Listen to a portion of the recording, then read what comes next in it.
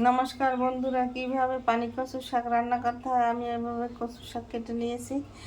এখন কাঁচামরিচ চিড়ে দিয়েছি, চিংড়ি মাছ নিয়েছি, নারকেল বাটা করেছি আর পেঁয়াজ রসুন কুচি করে নিয়েছি। আমি 2 মিনিট পর ফিরে আসছি।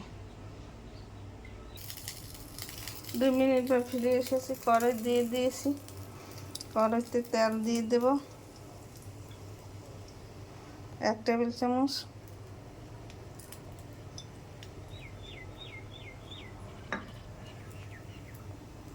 তেলের মধ্যে পেঁয়াজ রসুন কুচি দেবো আর চিংড়ি মাছ কুচি দেবো। 2 মিনিট পর ফিরে আসছি। পেঁয়াজ কুচি দিয়ে নিয়েছি, পেঁয়াজ রসুন। এখন এটা বাদামি কালার হলে আমি কচুর শাক দিয়ে দেবো।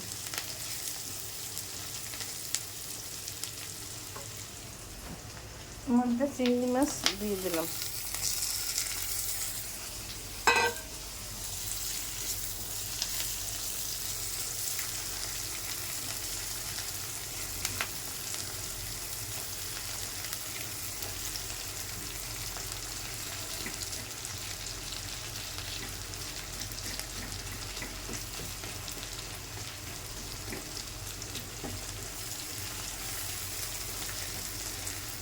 বাদামি কালার হয়ে গেছে। আমি 2 মিনিট পর ফিরে আসছি, কচুর শাক দিয়ে দেবো।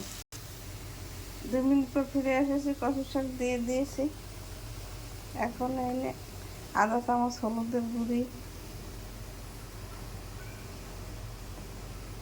1 চামচ ধনের গুঁড়ি, 1 চামচ জিরার গুঁড়ি, সামান্য একটু গোলমরিচের গুঁড়ি,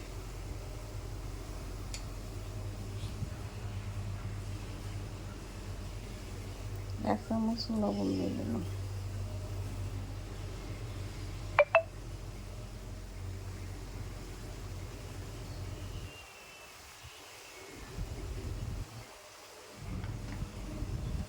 ঢাকনা দিয়ে ঢেকে দিলাম। 2 মিনিট পর ফিরে 2 মিনিট পর ফিরে এসছি। আমি কচুর শাকে জল বেরিয়েছে, কচুর শাক প্রায় হয়ে গেছে। এখন আমি 1 চামচ চিনি দেব। 4 চামচের এই 1 চামচ চিনি দিলাম আর একটু নারকেল বাটা দিয়ে দিলাম।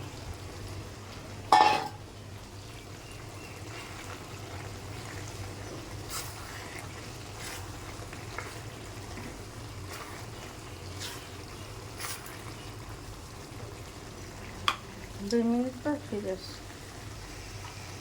2 মিনিট পর ফিরে আসছি। আমার কচুর শাক হয়ে গেছে প্রায়। এইভাবে একটু নাড়াচাড়া করে তুলে নিলেই কচুর শাক রান্না হয়ে যাবে। এইভাবে আপনারা ঘরে রান্না করে খেয়ে দেখবেন, খেতে অনেক সুস্বাদু লাগে।